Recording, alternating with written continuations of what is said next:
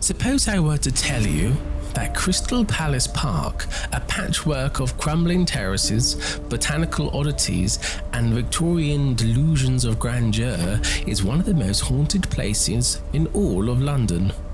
In that case, I doubt many of you would raise an eyebrow, for the park wears its ghosts openly.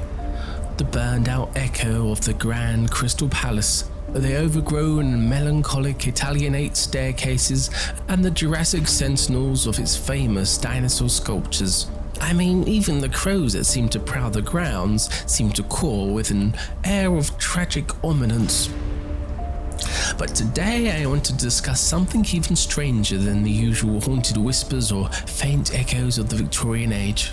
I am here to tell you about the headless statues scattered across the park, figures that over the years have begun to exhibit powers no one can easily explain. Felix back again with another wonderful podcast. Joe the intern says that these are going down quite well, even though the channel is very young, and thank you for all the new subscribers. That really keeps us motivated to making new content. We're heading for that 100 goal soon. It was Virgil, of course, who brought these statues to my attention. A historian had called him in, someone rattled enough to reach out for help from our world, but too embarrassed to go to the authorities. The historian had been leading a midnight tour through the park when one of their group, a photographer, had brushed against the plinth of a statue known colloquially as Dante. Dante's statue is little more than a torso, cradling a chipped manuscript in one hand. No head, no discernible features, and yet the photographer claimed she was no longer in the park when her fingers grazed the stone. She described herself as standing in a dense forest, so thick that the ceiling of tangled branches blocked the sky above. She could hear the groan of ancient wood shifting in the breeze that didn't seem to touch her, and somewhere in the distance, something rustled. The vision only lasted a few seconds, but it was enough to send her running. When Virgil reported this to me, I wasn't immediately convinced. Crystal Palace Park is steeped in folklore, and the line between urban legend and documented phenomena often blurs in these cases. Still, I filed it in Section Delta 3 under Cursed Earth and Haunted Lands. At the time, I thought that would be the end of it. I was wrong. For a few weeks later, I decided to visit the park myself. It was early morning and the damp mist clung to the ground, muffling sound and distorted shapes in the distance. In this light, the dinosaurs looked particularly forlorn, their moss-covered forms emerging like swamp phantoms. I'd brought along a thermos of tea and a notebook, intending nothing more than a quiet observation. Virgil, busy with another case, had declined to join me. It wasn't long before I found myself standing before Dante's statue. Up close, the figure is more pitiful than imposing. Erosion and time have left him headless and featureless, his manuscript pocketed with cracks, and yet I stood there. I felt a strange pull, an unexplainable compulsion to reach out and touch the stone. I didn't, of course, call it a professional caution or sheer superstition, but I kept my hands to myself. Instead, I examined the statue's base and noted the particular scorch marks, as if someone had lit a fire there decades ago. They were faint, but unmistakable. As I stood noting the marks, I became aware of a movement to my left. A jogger, I assumed at first, but when I turned, the figure vanished as if swallowed by the mist. I remained still, my breath caught in my chest, but nothing reappeared. It wasn't until later I began connecting the dots. Reports from parkgoers continued to trickle in, describing similar experiences tied to the other statues. The so-called Hollow Woman was perched on a plinth with her drapery flowing in an eternal frozen breeze. Unlike Dante, she seemed to evoke visions of deep space, stars so sharp and cold they seemed to pierce the skin, One poor soul who climbed her plinth reported being sucked into a black void and hearing whispers that spoke not in words, but in fragments of unplaceable memories. He fell from the statue shortly after and broke his wrist. The strangest detail, however, was that these statues had one thing in common: a hole somewhere in the stone, often hidden from immediate view. Dante's hollow is beneath his left arm, nearly invisible unless you crouch and peer closely, while the hollow woman's gaping wound lies on her back, where the wind blows just right. It produces an eerie, almost human moan. What troubles me most is the pattern. These statues were not created initially to unsettle or ensnare. Many were relocated to the park after the destruction of the original Crystal Palace, and some were even sold off to private estates. Yet they seem to have absorbed something from the environment. Could the fires that destroyed the Crystal Palace have left a psychic residue? Something absorbed by the stone, or is the park itself cursed? Its foundation saturated with the echoes of Victorian ambition and ruin. I consulted with Dr. Imogen Grant, our forensic specialist. Her expertise leans more towards the biological than the geological, but she humoured my request to examine a sample of the hollowed woman. Virgil had chipped off a fragment during one of his less sanctioned outings, and while it raised her professional ire, Imogen reluctantly agreed to test it. Her findings were inconclusive yet unsettling. The stone contained microscopic traces of something organic, faint, degraded proteins that should not exist in carved marble. When pressed, she admitted it was as if the statues were somehow alive, albeit in a way that defied conventional science. So what are we to make of these headless figures? Are they an artifact of a cursed land, absorbing and projecting visions to anyone who comes close?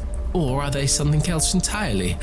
Perhaps portals to dimensions that bleed into ours only under the right conditions?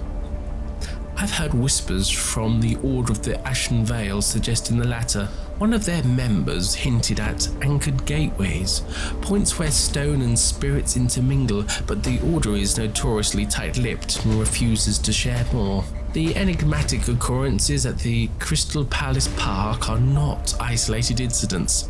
Throughout history, various locations have exhibited phenomena that suggest disruptions in the fabric of time and space, often referred to as temporal rupture phenomena.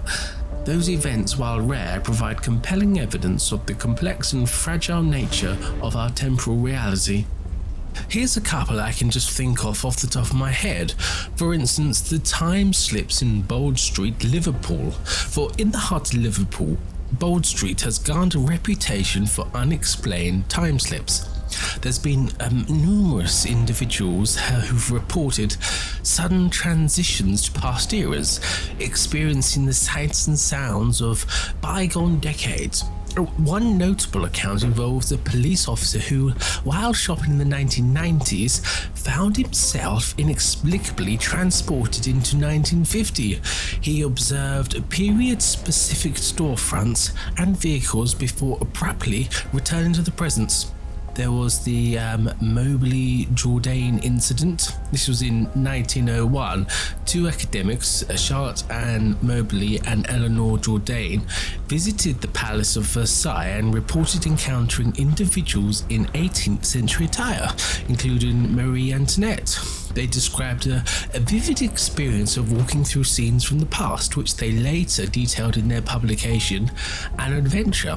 Skeptics have debated the authenticity of their account, but it does remain one of the most thorough and intriguing cases of potential temporal displacement. And the other thing about that one is that it was two people who had both experienced the same thing, so you can't necessarily say it was hallucination. And there was also the Vanishing Hotel in 1979. There was a couple travelling through France. They recounted staying at this quaint old-fashioned hotel. Upon their return, they found no trace of the establishment, and photographs taken during their time failed to develop. Their description of the hotel's amenities and the attire of the staff suggested a setting from the early 20th century, leading to speculation about a temporary overlap in periods. And then there was that time slip of the RAF pilot in the 1930s who claimed to have flown over an airfield in Kent and observed it bustling with activity, including aircraft painted with unfamiliar markings. Years later, during World War II, he realised that scene he had witnessed matched the airfield's wartime operations, suggesting he had a glimpse of a future event.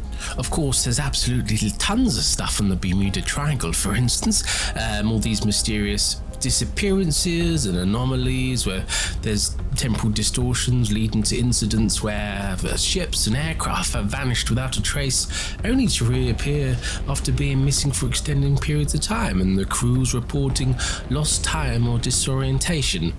A lot of them as well, of these conspiracy theories have all surrounded the Montauk project, about the secret experiments that were conducted at the Air Force Station in New York in the 1980s. They involved time travel, mind control. Alleged participants have recounted experiences of temporal displacement and encounters with entities from other times and dimensions. While lacking credible evidence, these stories contribute to the broader discourse of temporal anomalies, and although varied in nature and credibilities, these cases share common themes of individuals experiencing dislocations in time, whether through visions, physical displacement, or interactions with entities from other eras. The headless statues of Crystal Palace Park, with their reported vision-inducing powers, fit with the broader pattern of temporal rupture phenomena. They suggest that certain locations or objects serve as focal points where the boundaries of time become permeable, allowing for glimpses into other periods or dimensions. Understanding these phenomena requires a multidisciplinary approach, combining historical research, eyewitness account, and scientific investigation.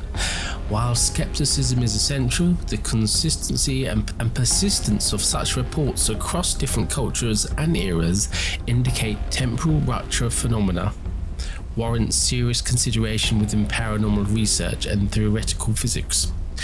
I've since categorized the statues as a Class 5 temporal rupture phenomenon, although I'm still not sure that's accurate. They remain in the park, unguarded, despite the growing number of incidents, and the local council refuses to acknowledge the phenomena, and the park's omniscient crows continue their watch. The statues should remain where they are, monuments to the hubris of an age that thought it could contain the infinite. For now, all I can do is keep watching and recording, waiting for the day when the mysteries of Crystal Palace reveal themselves in full. And as a final note, I've recommended further collaboration with the Order of the Ashen Veil. Additional containment measures may be necessary if incidents escalate. Until next time, stay curious and tread carefully.